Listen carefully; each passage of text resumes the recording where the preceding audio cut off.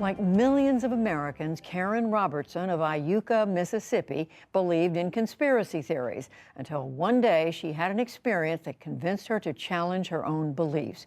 She spoke about that moment with student reporter McKenna Mead, who is with Mississippi Public Broadcasting's Youth Media Project.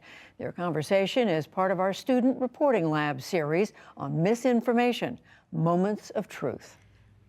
It was easier to believe that there was something out there to get you, and that's why my life was as bad as it was.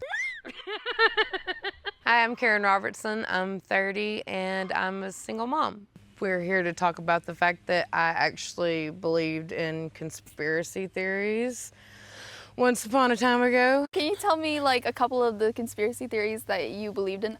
There was one that I don't even know how to describe. Apparently our birth certificates look like some type of like shipping things where we're selling stuff to China. Basically China owns us, and there's a movie called Zeitgeist. They're trying to show you that like a lot of what you've been taught isn't factual. And then at some point they go into 9/11 being an inside job. I kind of just straddled the fence on that one. What resonated with you about the conspiracy theories? I was in an abusive relationship that I didn't realize at the time was abusive. I was trying to make the world make sense, and it was easier to believe that it was a bad place and something was out to get you.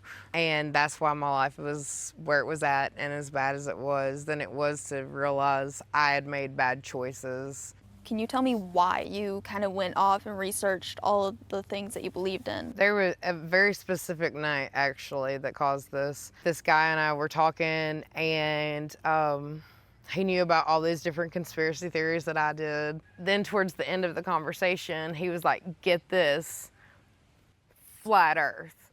And I was like, I thought he was joking. And he's like, "Dude, there's evidence that the Earth is flat." A little while later, I saw him use a very, very hard drug. It made me realize if I'm thinking like someone like that I should reconsider my belief system. So the very next day, I actually searched how to disprove a conspiracy theory. A month, maybe even less, went by before my brain just kind of clicked, and I was just like, all this is a bunch of hogwash. If you could go back in time and you could talk to a younger version of yourself that believed all those years ago, what would you say to her? I definitely would tell her that things are gonna get better, because I think that was part of her problem.